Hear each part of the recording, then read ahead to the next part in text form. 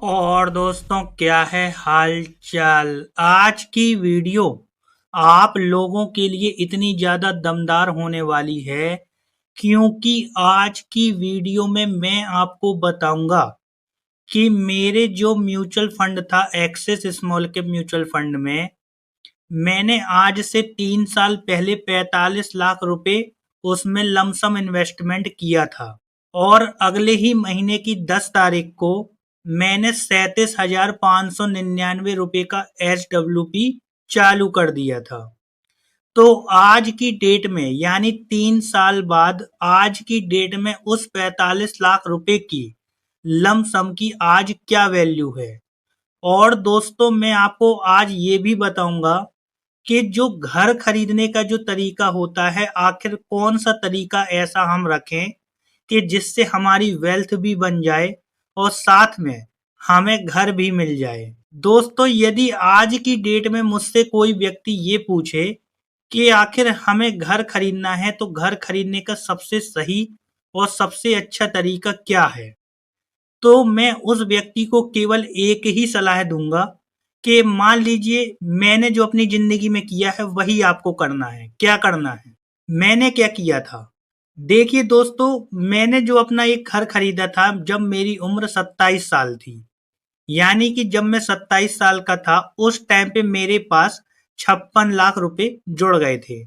तो मैंने क्या किया था कि मैंने अपनी जहां मैं रहता हूं जिस शहर में, वहां पे मैंने एक घर पसंद किया था एक पॉर्स कॉलोनी में। मतलब जहां पे मैं रह रहा था एक बहुत अच्छी कॉलोनी थी। तो मैंने क्या किया, वहां पे एक रीसेल का मकान पसंद कर लिया था जिसकी कीमत बार्गेनिंग करने के बाद हम मेरी और जो सेलर था उन दोनों की बातचीत के बाद 56 लाख रुपए फाइनल ही। अब बहुत सारे लोग ये वाली बात बोलेंगे कि 56 लाख रुपए का तुमने घर खरीदा तो तुमने, मेरे पास क्या थे कि 56 लाख रुपए पहले से थे। अब जो 56 लाख रुपए पहले से थे तो मेरे पास वही था कि दो ऑप्शन है। दो ऑप्शन में क्या था कि मैंने क्या किया कि भाई सीधी सी चीज जो जैसे नॉर्मल कार खरीदते हैं कि पैसा दो और माल खरीदो, यानी तुम पैसा 56 लाख दो और घर की रजिस्ट्री अपने नाम करा लो। एक तरीका तो ये हो गया। दूसरा तरीका ये था कि मैंने ये दिमाग लगाया कि यदि मैं ऐसे में घर खरीदता हूँ यानी 56 लाख रुपए यदि मैं पूरा दे दूंगा और घर खरीद लूंगा तो भाई मुझे क्या मिलेगा? केवल घर बस मिल जाएगा। तो मैंने ये दिमाग लगाया कि मैंने क्या सोचा कि 20% में डाउन पेमेंट दूंगा। किसको? सेलर को। यानी 56 लाख का मैंने 11 लाख रुपए डाउन पेमेंट किया, बचे 45 लाख रुपए। तो 45 लाख रुपए का मैंने ये दिमाग लगाया कि मैंने axis small cap mutual fund में 45 लाख रुपए डाल दिए थे। और अब देखिए मेरा होम लोन हो गया 45 लाख का। अब मुझे ईएमआई भी देनी है 37,599 रुपए की। तो भाई ईएमआई कहाँ से आएगी? क्योंकि यदि मैं 56 लाख डायरेक्ट में घर खरीदूंगा तो ईएमआई थोड़ी ना बनेगी। तो मैंने दिमाग लगाया कि मैं SWP करूंगा।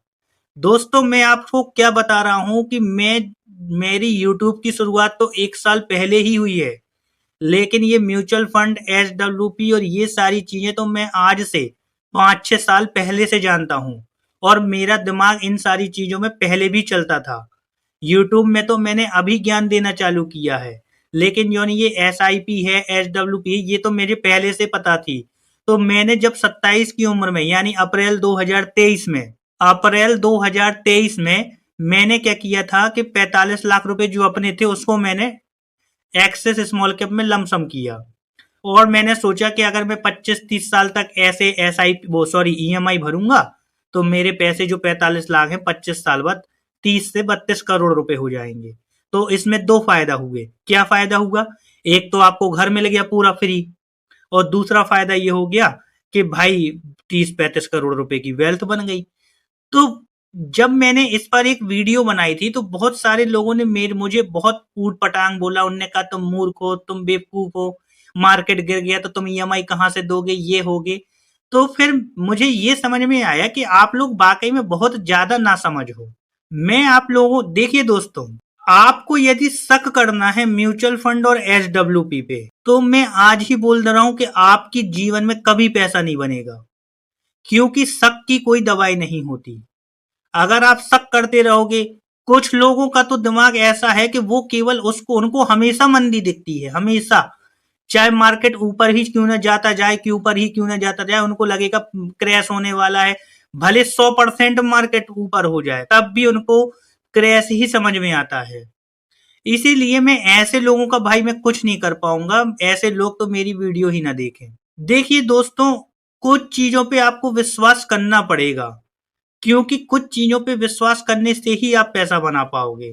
यदि मैंने जैसे आपको बताया कि आप ऐसे घर ले लीजिए, तो आपको इस चीज पे विश्वास करना पड़ेगा और धैर्य रखना पड़ेगा।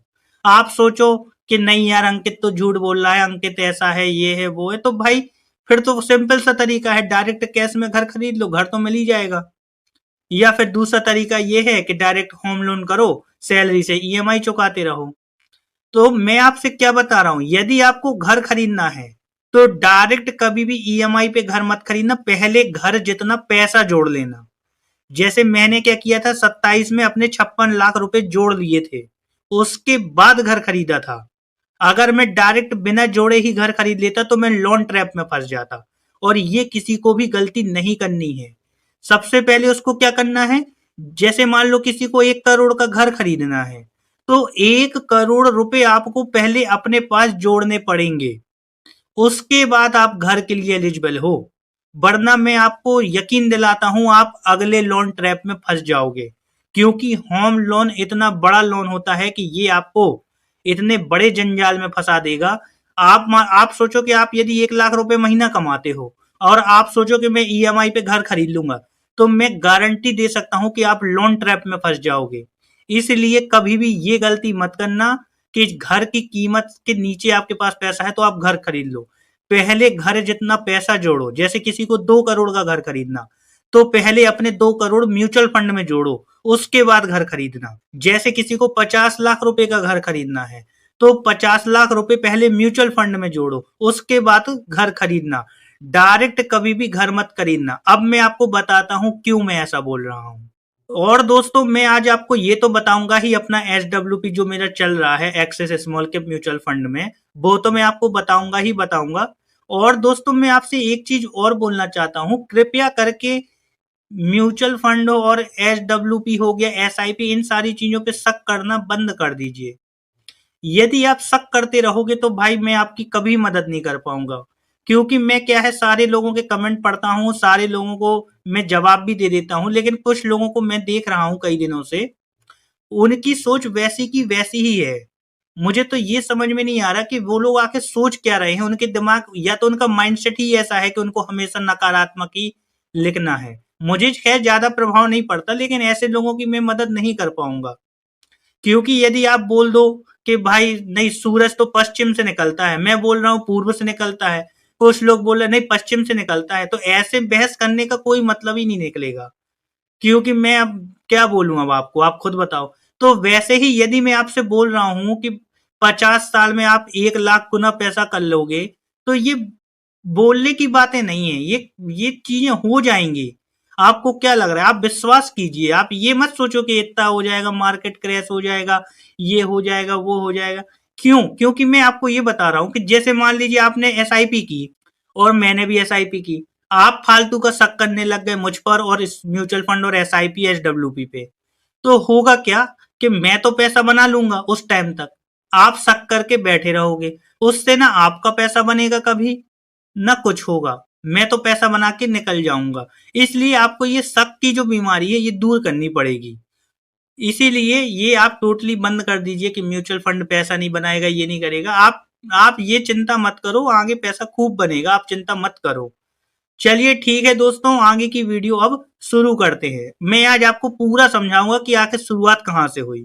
ठीक है दोस्तों, सबसे पहले हम कैमरा स्क्रीन को छोटा करते हैं। कैमरा स्क्रीन को छोटा करने के बाद सबसे पहले मैं आपको पूरा पहले अच्छे से समझाता हूँ मामला क्या है। मामला ये है, आप देखो, सबसे पहले ये मैंने 56 लाख रुपए का मकान खरीदा था। कौन से? 2023 में। आप फोटो देख पा रहे हैं। ये मैंने डुप्लेक्स था, 3 BHK का मकान था, 1350 स्क्वायर फीट का मकान था जिस जगह मैं रहता हूँ। ये मकान मैंने 56 लाख का खरीदा था, रीसेल का मकान था। और दूसरी मैं फोटो दिखाता हूँ, तो मैंने अपनी कैलकुलेशन बताई थी इस वीडियो पे। इस वीडियो पे मैंने बनाई थी कि देखिए कैसे म्यूचुअल फंड से मैंने 56 लाख का घर भी लिया और 32 करोड़ भी बचा लिए। तो मैंने इसमें तरीका बताया था कि जो मैंने घर खरीदा है। अगर आप लोगों ने ये वीडियो नहीं देखी तो ये मेरे चैनल पे पड़ी हुई है, तो आप इस वीडियो को जरूर देखिए। इस वीडियो को बनाने के बाद भी लोगों को कुछ समझ में नहीं आया, उनने फालतू के कमेंट किए, ये वो फलाना ढिकाना, तो कोई बात नहीं। जिनको नकारात्मक बोलना है तो उनका तो मैं कुछ नहीं कर सकता। उसके बाद मैंने दोबारा एक वीडियो बनाई, ये वाली, कि देखिए कि मेरी कैसे ईएमआई जा रही है 56 लाख के घर की। इस वीडियो को देखने के बाद भी बहुत सारे लोगों को समझ में नहीं आया। उसके बाद मैंने तीसरी वीडियो बनाई कि देखो 45 लाख के म्यूचुअल फंड से 56 लाख के घर की ईएमआई कट रही थी, आज कितना बचा है पैसा। इसमें भी बहुत सारे लोगों को शक हुआ। तो वही क्या मैं बोल रहा कि शक उनका होना ही है, उनकी चिंता छोड़ो आप। आपको क्या करना है, आपको अमीर बनना है या नहीं बनना है, ये आप पे निर्भर करेगा। यदि आप शक करते रहोगे तो करते रहो, कुछ नहीं होना है। उसके बाद क्या हुआ, अब मैं आपको पूरा दिखाता हूं। सबसे पहले यह आ गया, ये आप देखो मैंने जो होम लोन लिया था, मैंने 45,70,225 रुपए का होम लोन लिया था। ईएमआई थी मेरी 37,599 रुपए। आप देख सकते हैं 14 मार्च को डिसबर्स हुआ था और जो मेरी ईएमआई की स्टार्ट होने वाली थी, मेरी ईएमआई स्टार्ट होने वाली थी 10 मई को। आप देख सकते हैं, और जो मुझे इंटरेस्ट रेट उस टाइम पे ऑफर हुआ था 8.75 पे हुआ था, जिसमें उस टाइम पे रेपो रेट चल रही थी 6.5 और जो मुझे रेपो रेट से ऊपर मिला था वो मिला था 2.25। 25 साल का होम लोन था, यानी 300 महीने का होम लोन था। आप देख सकते हैं। आप देखो ये प्रोसेसिंग फीस, चलो ठीक है, ये सब तो ठीक है। अब मैं आपको पूरा और दिखाता हूँ रीपेमेंट शेड्यूल। अब आप देखो ये रीपेमेंट शेड्यूल ये आया। इसमें आप देखो 10 मई को मेरी पहली ईएमआई जानी थी 37,599। 10 जून को इस प्रकार से आप देखो 10 मई 2023 से लेके ईएमआई मेरी कब तक चलनी थी, 10 अप्रैल 2048 तक। और इसमें मुझे जो टोटल देना था पैसा, कितना देना था, 1,12,79,585 रुपए। और जो मेरा प्रिंसिपल अमाउंट था वो था 45,70,225 और जो इंटरेस्ट था 67,09,360। तो बहुत सारे लोगों ने इसी वजह से बोला कि तुम मूर्ख हो जो इतना बड़ा इंटरेस्ट दे रहे हो 25 साल के दौरान। क्योंकि मेरे पास पैसे थे, मैं तो डायरेक्ट घर खरीद सकता था। तो कुछ लोगों ने मुझे मूर्ख बोला और इसमें मुझे भी कोई बुराई नहीं लगी, क्योंकि जब सामने वाले को ज्ञान नहीं है तो वो सामने वाले को मूर्ख ही बोलेगा, कोई बात नहीं। तो अब मैं एक्सेल पे आ जाता हूँ। देखो 45 लाख टोटल जो था, 45,70,225 का होम लोन था। ईएमआई थी 37,599, 25 साल तक देना था। तो मैंने क्या किया था कि 45, यहाँ पे मैं लिख देता हूँ 25 साल और यहाँ पे लिख देता हूँ 12, यानी मुझे टोटल कितना पैसा देना था, 37,599 मल्टीप्लाई बाई 25 मल्टीप्लाई, टोटल आया कितना, ये आ गया 1,12,79,700। और जो मूलधन था वो कितना था, 45,70। तो मुझे जो इंटरेस्ट लगा, इंटरेस्ट कितना लगा, इतना। ये था टोटल पेमेंट करना था मुझे होम लोन पे, और ये था इंटरेस्ट पेमेंट। तो इसी वजह से लोगों ने मुझे क्या बोला, मूर्ख बोला कि भाई तुम इतना बड़ा इंटरेस्ट क्यों दे रहे हो। अब मेरा दिमाग यहाँ पे ये चला था कि मुझे 37,599 ईएमआई देनी है। मेरे पास 56 लाख रुपए खुद के थे। कितने थे, 56 लाख। तो मैंने क्या दिमाग लगाया कि मैंने अपने जो 56 लाख थे, मैं यहाँ लिख देता हूँ, इकाई दहाई सैकड़ा हजार दशक लाख 10 लाख, जिसमें से मैंने क्या किया, 11 लाख डाउन पेमेंट दे दिया। बचे जो 45 लाख मेरे थे, 45 लाख, ये 45 लाख मैंने कहाँ पे इन्वेस्टमेंट कर दिए थे, axis small cap mutual fund में कर दिए थे। एक्सिस स्मॉल कैप कौन सी डेट में किए थे, 1 अप्रैल 2023 में कर दिए थे। और अगले महीने की 10 तारीख यानी 10 मई 2023 से क्या किया, 37,599 रुपए का SWP किया। क्यों, क्योंकि मुझे ईएमआई भरनी थी। तो मैंने यहाँ पे 37,599 निकालना चालू कर दिया। अब क्या आपको क्या लगता है कि आज यानी 2.5-3 साल बाद आज वो 45 लाख कितना होगा, ये वाला आपको क्या लगता है। और मैं ये जो दिखा रहा हूं ये कोई फेक नहीं है, मैंने रियल किया है। ये कोई फकाई नहीं चल रही कि आप सोचो कि ये कैलकुलेटर है, ये सब, ये रियल है। अब मैं आपको दिखाता हूं मेरा रियल वाला प्लान। आप देखो ये आप देखो mutual fund SWP Axis small cap direct mister Ankit Khare AMC Axis mutual fund lump sum amount 45,37,599 निकाल रहा था मंथली। 10 मई से स्टार्ट हुई थी, 1 अप्रैल 2023 को निवेश किए थे। आप देख लो, एक्सिस स्मॉल कैप फंड 10 मई 2023 को लगाया और अभी आप देखो कल ही, आज जो मैं वीडियो बना रहा हूँ 11 नवंबर को बना रहा हूँ और कल ही मेरा 37,599 प्रोसेस हुआ है। यानी टोटल मंथली इंस्टॉलमेंट कितना निकाल चुका हूं? 31। यानी टोटल में कितना रुपए निकाल चुका हूं? 11,65,569। और आज उस पैसे 45 लाख की वैल्यू देख लो कितनी है, 66,31,357 रुपए। यानी 45 लाख से आपको EMI चुकाने के लिए पैसा भी मिलता रहा और आज वो 45 लाख रुपए 66 लाख रुपए है अभी 10 नवंबर तक। सोच रहे आप, इसके बीच में न जाने 1 साल मार्केट चला भी नहीं है, फिर भी आज देखो 66 लाख रुपए है। समझ रहे बात को आप, मैं क्या कह रहा हूं? और ये कोई झूठ नहीं है, ये सच है। अब आप देखो, मैं आपको और दिखाता हूं। ये देखो आप, 1 अप्रैल को लगाए थे तो 3 अप्रैल की NAV पे 45 लाख रुपए इन्वेस्ट हो गए थे। आप देख लो, ये 45 लाख रुपए यहाँ पे इन्वेस्ट हो गए। उसके बाद देखो पहली किस्त आई मेरे पास, उस टाइम पे NAV देखो 74 रुपए हो गई। आप देखो मेरे उस टाइम पे पैसे की वैल्यू 47 लाख रुपए हो गई। और देखो उसके बाद अगले फिर 12 जून को मेरे पास पैसे आ गए किस्त के लिए, 50 लाख वैल्यू हो गई। इस प्रकार मेरी 31 महीने तक किस्त चली गई। और आप लास्ट देखो 10 नवंबर को NAV चल रही थी एक्सिस की 124 और मेरे अभी पैसे की वैल्यू भी 66 लाख बची हुई है।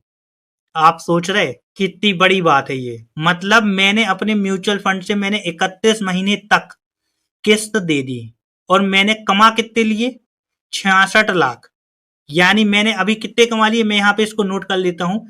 66,31,357 में अपनी एक्सेल में 66,31,357 रुपए अभी वैल्यू है। और मैंने निवेश कितना किया था?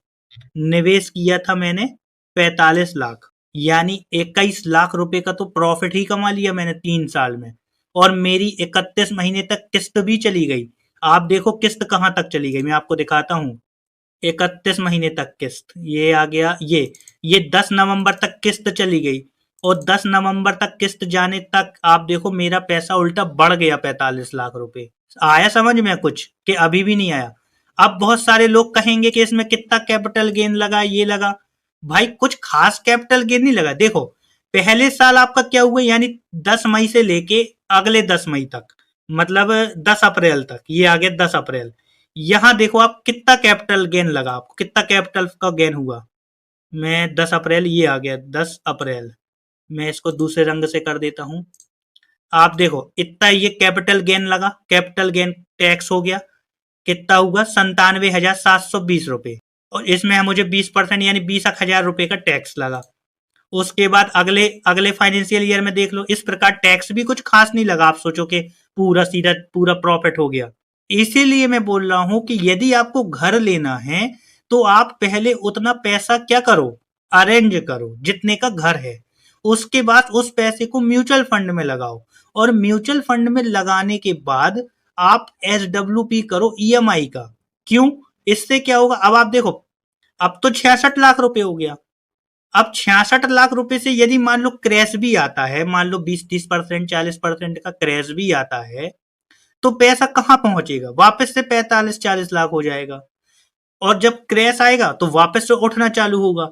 अब आप देखो ना, यहां पे भी तो वही हुआ। आप देखो सितंबर में आप देखो 70 लाख थी इसी पैसे की। उसके बाद गिरा गिरा देखो आप, ये 58 लाख आ गई, 58 लाख मिनिमम आई। उसके बाद भी आप देखो वापस 66 हो गई। पैसा गिरा वापस से बढ़ गया। यही तो तरीका होता है। इसीलिए मैं आपसे क्या बोल रहा हूं। और अब देखो ये एक चीज और फायदा होम लोन का, जब मैंने होम लोन लिया था तो आप देखो 300 महीने का होम लोन था। कितने महीने का होम लोन था? 300 महीने का। और अब देखो मैं आपको और दिखाता हूँ स्क्रीनशॉट। ये देखो आप होम लोन अभी बचा है 44, 31 महीने जा चुके हैं। ये मैं आपको नेट बैंकिंग से दिखा रहा हूँ। अभी देखो 44,04,785 बचा हुआ है, 31 महीने जा चुका है, ये तो देख लिया। और अब देखो होम लोन भी सस्ता हो गया। होम लोन क्यों हो गया सस्ता? क्योंकि आपका क्या हुआ, रेपो रेट गिर गई। तो 8.75 से कितना हो गया होम लोन? 7.75। यानी 300 महीने का होम लोन हो गया कितना, 251 महीने, यानी 49 महीने सीधे सीधे कम हो गया। 49 महीने कम हुआ यानी कितने साल, 4 साल आपका, मतलब 25 साल का होम लोन भी कम हो गया, 21 साल में खत्म हो जाएगा रेपो रेट गिरने के कारण। तो ये फायदा एक अलग से हुआ। तो आप देख रहे हैं ना कि होम लोन लेने का कितना ज्यादा फायदा है। तो मैं आप लोगों से यही बोल रहा हूं कि आप लोगों को इतना ज्यादा दिमाग नहीं लगाना है। यदि आपको घर लेना है तो पहले घर जितना पैसा जोड़िए, फिर उस पैसे को आप स्मॉल कैप म्यूचुअल फंड में लमसम लगाइए, आपकी जो ईएमआई है उतना पैसा निकालिए, ताकि आपका क्या हो, पैसा बढ़ता रहे।